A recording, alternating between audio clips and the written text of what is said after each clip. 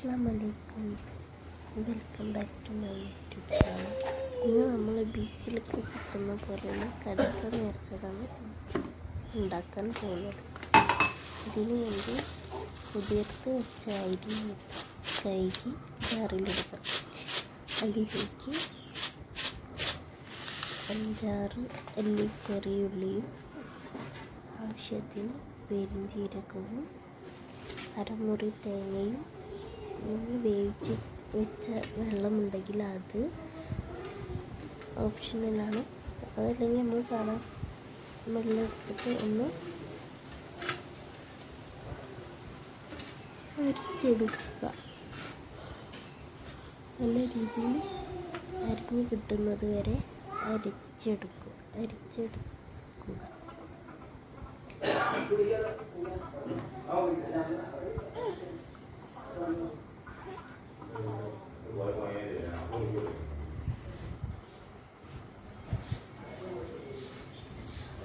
അരിച്ചെടുത്ത ശേഷം അതൊരു പാത്രത്തിലേക്ക്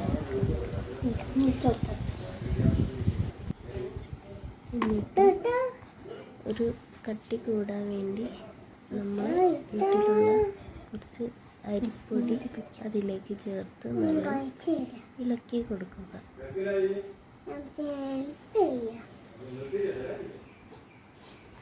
അതിന് ഉപ്പിനനുസരിച്ച് ഉപ്പില്ലെങ്കിൽ കുറച്ച് ഇട്ട് കൊടുക്കാവുന്നതാണ്. എന്നിട്ട് നമ്മൾ കടുക്ക ഇത് തുറക്കൊന്നും വേണ്ട. നമ്മൾ കടുക്കയിലേക്ക് ആ അരച്ച് വെച്ച മാവ് തേച്ച് ആവിയിൽ വേവിച്ചെടുക്കുക. വേവിച്ചെടുത്ത ശേഷം ആവശ്യത്തിന് മുളക് പൊടിയും മഞ്ഞൾപ്പൊടിയും വേണമെങ്കിൽ കുറച്ച് ഇട്ടിട്ട് കുഴച്ച് വയ്ക്കുക.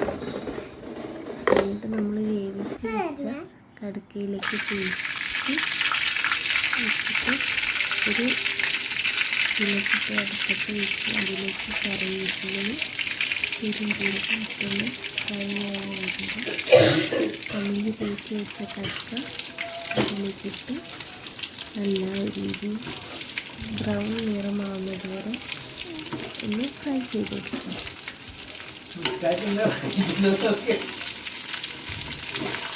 എല്ലാവരും വീട്ടിൽ